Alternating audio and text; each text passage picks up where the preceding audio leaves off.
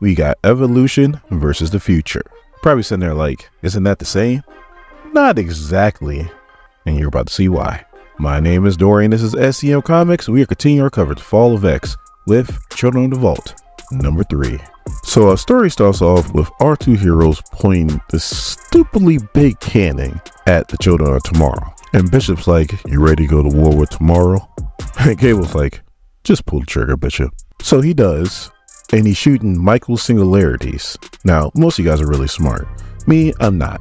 I'm thinking to myself, that looks like a black hole. I don't know what a Michael singularity is, but it looks like a black hole. So I looked it up, and yes, a singularity is what's at the center of a black hole. They're shooting black holes at the children of tomorrow.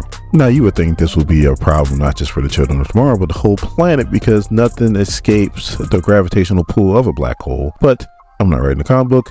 Let's just go with it. And the children barely bat an eyelash. One of them stops it right before it hits the city and puts it in a gravity bottle, whatever that is. Another lady catches 2 of them, and she uses her power to speed up time to the point to where the black holes start to evaporate. And then another one catches him in his mouth because his small intestines is a pocket universe.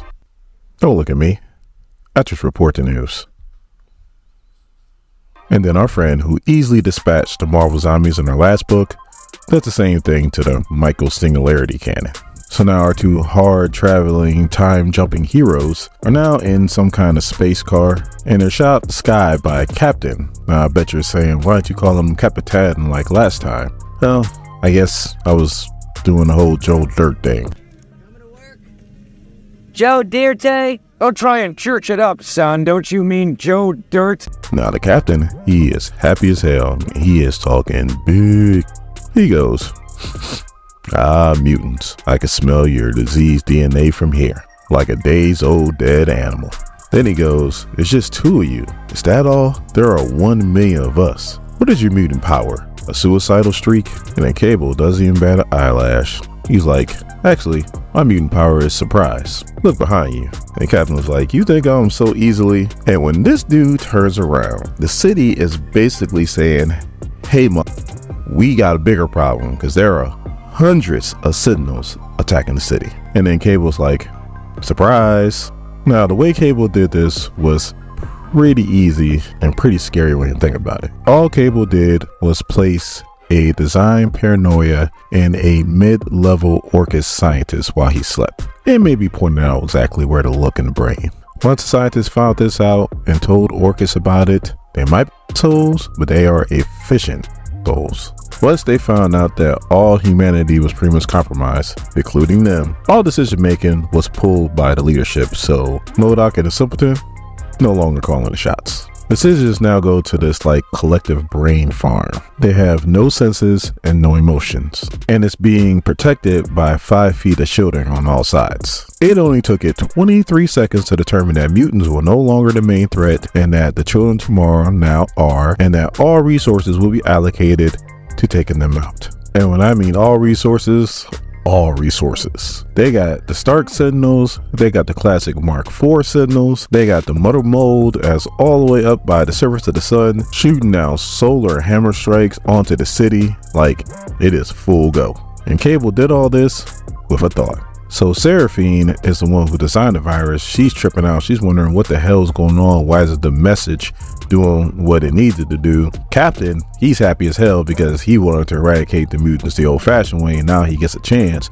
The only thing that he's pissed about is there's no superheroes around because he really wants to kill superheroes. And while all this is going on, Cable and Bishop are on the ground fighting the children of tomorrow, but also having an argument amongst themselves. I kid you not. So Cable goes, the Omega 1 pulse rifle has better range, better accuracy, more destructive force. It is the gold standard of personal weapons of war. So Bishop goes, all that tells me is you haven't held a P832 0-point pulse cannon. Artificial star for a power source. It is made of self-repairing smart metal. They only made a few of them in the 43rd century during the Beyonder Phoenix War. Deniz Camp, let me holler at your homeboy.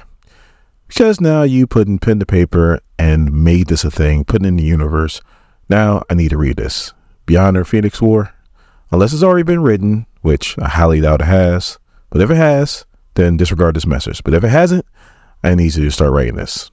As Bernie Mac would say. Immediately. So then Cable's like, look, I got 3. The Omega 1 pulse rifle is the better weapon. And the Bishop's like, only for afraid of a real gun. So as they're having this argument, like I said, they are busting all kind of shots at the children of tomorrow. So then Cable goes, and that's why I prefer to work with kids, because you can teach them. So this is one children of tomorrow where he has a sword that's edge is in 2 dimensions. This dude starts bragging how he can slice atoms, cut through space-time, and separate DNA strands. And then this dude just gets blown up like somebody did a Call of Duty airstrike. And then we find out that it was Cable. And he goes, the Omega 1 pulse rifle is the better gun. And Bishop's like, look, I had a handle.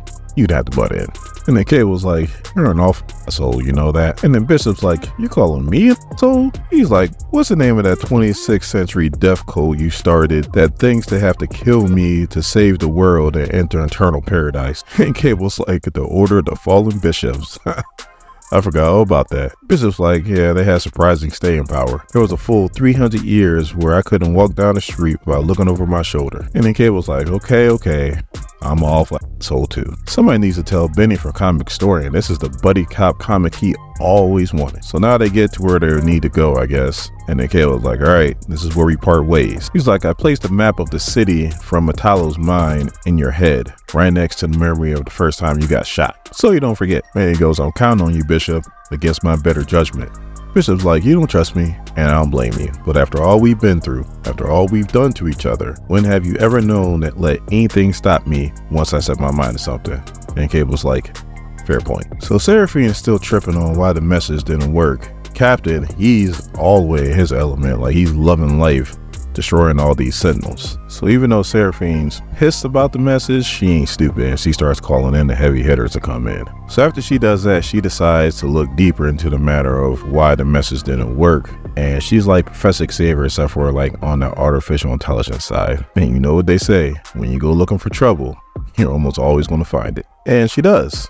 As she's doing her mind search, all of a sudden she goes, oh, she's like enormous, exterior to space, arranging events like flowers, immense intelligence, thinking vast and terrible thoughts. And she falls to the ground and she's like, oh, it's coming.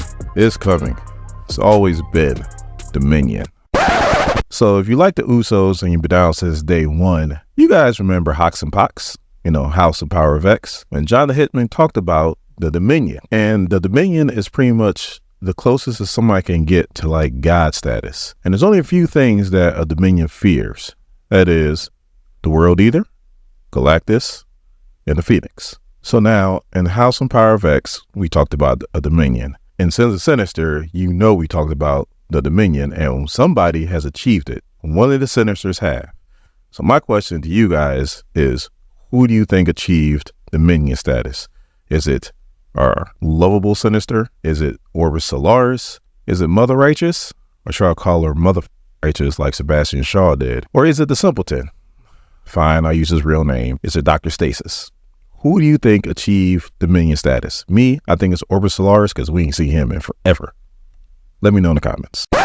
So on the next few pages, it pretty much shows how the message has divided family, friends, co-workers, all kinds of stuff. Like they even show how Orcus made a cartoon for kids, pretty much telling them that, hey, stay on the side of humans and the children of tomorrow are bad, with, of all people, Nimrod as their mascot. It's the wrong mascot to have. So then on the next page, we see Bishop kind of going down the hallway, and there's all these dead bodies, and he turns around, and one of those heavy hitters that Seraphine called in is just waiting for him. So we see he's about to go at it with whoever that is. But then we have Seraphine. She finally comes to, and she is freaking out. Like her one friend's trying to help her up, and she's like, what happened? What did you see? And Seraphine's like, city. The humans are not what they seem. I must warn the city. Our strategies are compromised, our information incomplete. She's like, city, do you hear me? The humans are not alone. They're not even in control. It wears them like a glove. A mind way beyond comprehension, forcing their